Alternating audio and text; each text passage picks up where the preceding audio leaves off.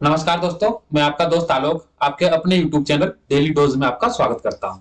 आज की तारीख है 19 नवंबर 2022 और 19 नवंबर 2022 से जुड़ी करंट अफेयर की जितनी भी महत्वपूर्ण घटनाएं हैं उसकी इस वीडियो में विस्तार पूर्वक चर्चा करेंगे।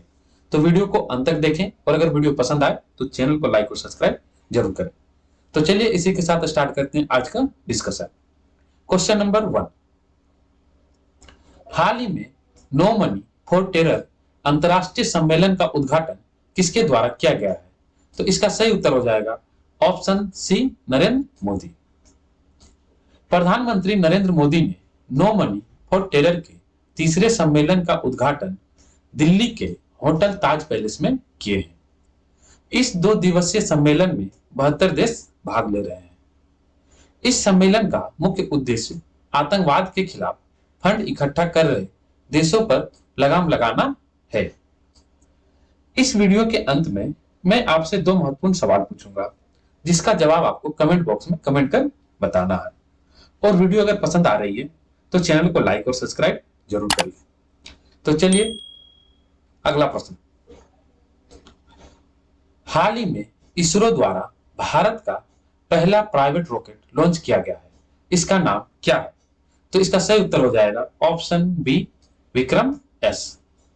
विक्रम एस भारत का पहला निजी रूप से विकसित रॉकेट है जिसे स्काई रूट एरोस्पेस द्वारा विकसित किया गया है।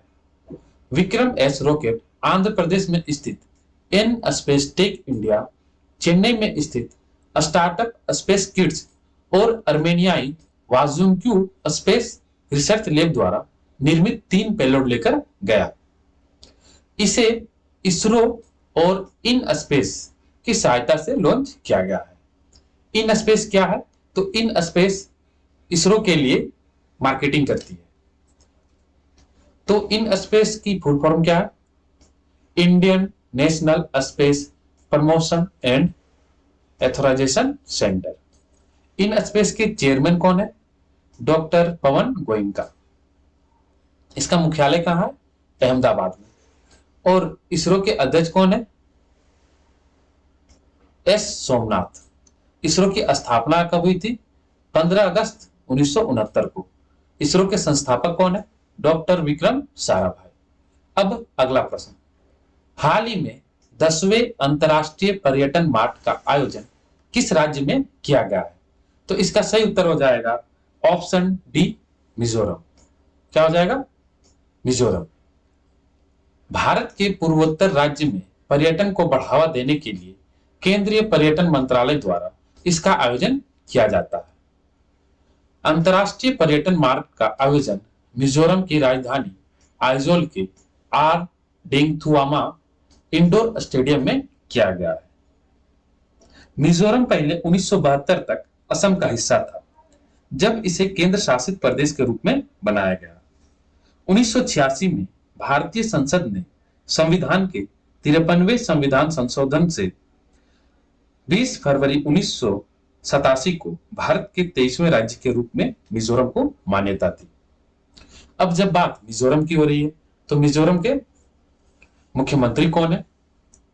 जोरामथंगा। कौन है? जोरामथंगा। राज्यपाल कौन है? कंभमपति हरिबाबू। विधानसभा सीटों की संख्या कितनी है? 40। लोकसभा सीटों की संख्या 1 और राज्यसभा सीटों की संख्या 1। अब अगला प्रश्न, हाल ही में एशियाई टेबल टेनिस के सेमीफाइनल में पहुंचने वाली भारत की पहली महिला कौन बनी है? तो इसका सही उत्तर हो जाएगा ऑप्शन ए, मनिका बत्रा। कौन हो जाएगा? मनिका बत्रा। तो ये रहे इमेज में मनिका बत्रा। मनिका बत्रा एशियाई कप टेबल टेनिस टूर्नामेंट में सेमीफाइनल में पहुंचने वाली पहली भारतीय महिला खिलाड़ी बन गई है। उन्होंने क्वार्टर फाइनल में चीनी ताइपे की चेन सू यू को 4-3 से हराया है। यह एशियन गेम महिला टेबल टेनिस का 33वां संस्करण है जिसका आयोजन थाईलैंड के बैंकॉक शहर में किया जा रहा है। अब अगला प्रश्न, हाल ही में जैगुआर और लैंड रोवर के सीईओ ने अपने पद से इस्तीफा दे दिया है। नाम क्या है? तो इसका सही उत्तर हो जाएगा ऑप्शन सी, थियरी वेलोर। क्या नाम है? थियरी वेलोर। थियरी वेलोर से पहले जेगुआर और लैंड रोवर के सीईओ राफल स्पेक थे। थियरी वेलोर 31 दिसंबर 1922 तक जेगुआर और लैंड रोवर के सीईओ बने रहेंगे। तब तक के लिए कंपनी का नया अंतरिम सीईओ एड्रियान मार्टेल बने हैं।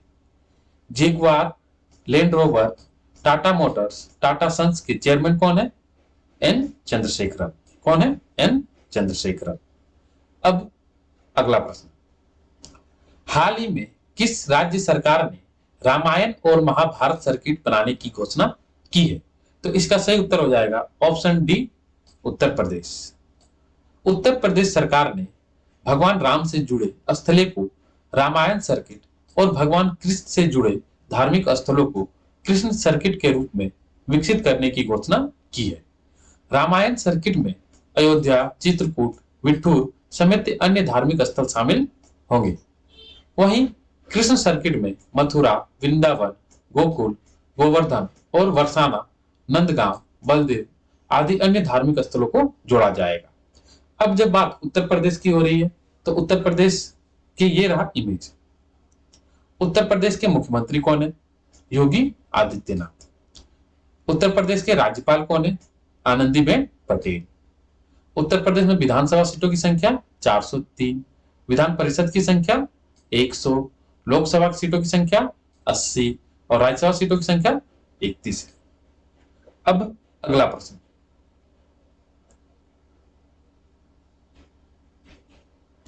हाल ही में दिल्ली के उपराज्यपाल ने डीडीसीडी के वाइस चेयरमैन को उनके पद से हटा दिया है। उनका नाम क्या है? तो इसका सही उत्तर हो जाएगा ऑप्शन ए, जैस्मीन शाह। तो ये रहे इमेज में जैस्मीन शाह। डीडीसीडी के फुल फॉर्म क्या होती है? Dialogue and development commission of Delhi. Delhi के उपराज्यपाल विनय सक्सेना ने डीडीसीडी के उपाध्यक्ष जैस्मीन शाह को यह कहकर हटा दिया गया कि उन्होंने अपने कार्यालय का उपयोग दिल्ली में राजनीति करने के लिए किया है। अब जब बात दिल्ली की हो रही है तो यह रहा इमेज में दिल्ली। दिल्ली के मुख्यमंत्री कौन है? अरविंद केजरीवाल। दिल्ली के उपराज्यपाल कौन है? विनय कुमार सक्सेना। दिल्ली में विधानसभा सीटों की संख्या 70, लोकसभा सीटों की संख्या 7 और राज्यसभा सीटों की संख्या 3 है। अब अगला प्रश्न, हाल ही में लीडरशिप इन फैमिली प्लानिंग का अवार्ड किस देश ने जीता है? तो इसका सही उत्तर हो जाएगा ऑप्शन डी, भारत। क्या हो जाएगा? भारत। भारत ने थाईलैंड के पटाया में आयोजित परिवार नियोजन पर अंतर्राष्ट्रीय सम्मेलन में कंट्री कैटेगरी में leadership in family planning award 2022 जीता है। अब अगला प्रश्न, हाल ही में किस देश ने ऑस्ट्रेलिया को हराकर विली जिन किंग कप जीता है? तो इसका सही उत्तर हो जाएगा ऑप्शन ए, स्विट्जरलैंड। क्या हो जाएगा? स्विट्जरलैंड। बिल्ली जिन किंग कप महिला टेनिस का प्रमुख अंतर्राष्ट्रीय प्रतियोगिता है। वर्ष 1963 में इसकी शुरुआत फेडरेशन कप में रूप में हुई थी और 1995 में इसका नाम बदलकर फेड कप कर दिया गया था। वर्ष 2020 में विश्व के प्रसिद्ध टेनिस खिलाड़ी विली जिन किंग के नाम पर इसका नाम रख दिया गया। अब अगला प्रश्न, हाल ही में IITF के एथलीट्स आयोग के सदस्य चुने जाने वाले पहले भारतीय कौन बने हैं? तो इसका सही उत्तर हो जाएगा ऑप्शन बी, शरद कमल। तो ये रहे इमेज में शरद कमल। ITTF का फुल फॉर्म क्या होता है? International table tennis federation.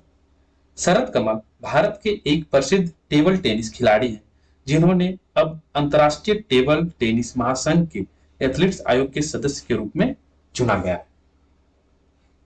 अब अगला प्रश्न, हाल ही में नीति आयोग का पूर्णकालिक सदस्य किसे नियुक्त किया गया है? तो इसका सही उत्तर हो जाएगा ऑप्शन डी, अरविंद विरमानी को। किसे नियुक्त किया गया है? अरविंद विरमानी। तो ये रहे इमेज में अरविंद विरमानी। अब अगला प्रश्न, हाल ही में उत्तराखंड हाईकोर्ट को नैनीताल से कहां स्थानांतरित कर दिया गया? तो इसका सही उत्तर हो जाएगा ऑप्शन बी, हल्द्वानी। जब बात उत्तराखंड की हो रही है तो ये रहा उत्तराखंड का इमेज। उत्तराखंड के मुख्यमंत्री कौन है? पुष्कर सिंह धामी। उत्तराखंड के राज्यपाल कौन है? गुरमीत सिंह। उत्तराखंड की राजधानी क्या है? उत्तराखंड की दो राजधानी है, एक ग्रीष्मकालीन राजधानी है जो है भरारी सेनन में, और दूसरा शीतकालीन राजधानी है जो है देहरादून में। उत्तराखंड में विधानसभा सीटों की संख्या कितनी है? 70। लोकसभा की सीटों की संख्या कितनी है? 5। और राज्यसभा की सीटों की संख्या कितनी है? 3। और ये रहा इमेज में उत्तराखंड हाईकोर्ट। अब अगला प्रश्न, 15वीं एशियन एयर गन चैंपियनशिप में मन्नू भाकर और सम्राट राणा ने मिश्रित वर्ग में कौन सा पदक जीते हैं? तो इसका सही उत्तर हो जाएगा ऑप्शन ए, गोल्ड। तो ये रहे इमेज में मन्नू भाकर और सम्राट राणा। मन्नू भाकर और सम्राट राणा ने 10 मीटर एयर पिस्टल मिश्रित टीम जूनियर वर्ग में भारत के रिदम सांगवान और विजयवीर सिंधुई को हराकर स्वर्ण पदक जीता है। 15वें एशियन एयर गन चैंपियनशिप का आयोजन कोरिया के देगू में आयोजित किया गया था, जिसमें भारत ने 25 स्वर्ण पदक जीते हैं। अब अगला प्रश्न, हाल ही में चुनाव प्रचार के लिए रोबोट का इस्तेमाल करने वाली पहली पार्टी कौन बनी है? तो इसका सही उत्तर हो जाएगा ऑप्शन बी, बीजेपी। गुजरात विधानसभा चुनाव के लिए भारतीय जनता पार्टी ने रोबोट का इस्तेमाल करने वाली पहली पार्टी बन गई है। अब बीजेपी का फुल फॉर्म क्या होता है? भारतीय जनता पार्टी। बीजेपी का मुख्यालय कहां है? नई दिल्ली में। चुनाव चिन्ह क्या है? कमल छाप। स्थापना कब हुई थी? 1980 में। और बीजेपी एक समाचार पत्र प्रकाशित करती है जिसका नाम है कमल संदेश। और वर्तमान में बीजेपी के अध्यक्ष कौन है? जेपी नड्डा। अब अगला प्रश्न, हाल ही में पहली विश्व मीडिया कांग्रेस का आयोजन कहां किया गया था? तो इसका सही उत्तर हो जाएगा ऑप्शन सी, अबू धाबी। अब कल का प्रश्न, क्या आप जानते हैं भारत की पहली महिला कैबिनेट मंत्री कौन थी? तो इसका सही उत्तर हो जाएगा राजकुमारी अमृता कौर। वह भारत की पहली स्वास्थ्य मंत्री थी। अब अगला प्रश्न, करंट ऑफ द डे, हाल ही में यूपीआई और पे नाउ लिंक सेवा भारत और किन दो देशों के बीच शुरू की गई है? तो इसका सही उत्तर क्या था? सिंगापुर। अब आज का प्रश्न, क्या आप जानते हैं बांग्लादेश के पहले राष्ट्रपति कौन थे? इसका उत्तर आपको कमेंट बॉक्स में कमेंट कर बताना है। अब आज का करंट ऑफ द डे, हाल ही में किस राज्य में पेशा अधिनियम लागू किया गया है? इसका उत्तर आपको कमेंट बॉक्स में कमेंट कर बताना है। यह वीडियो आपको कैसी लगी? अगर यह वीडियो आपको अच्छी लगी तो चैनल को लाइक और सब्सक्राइब जरूर कर लें। Thank you. जय हिंद, जय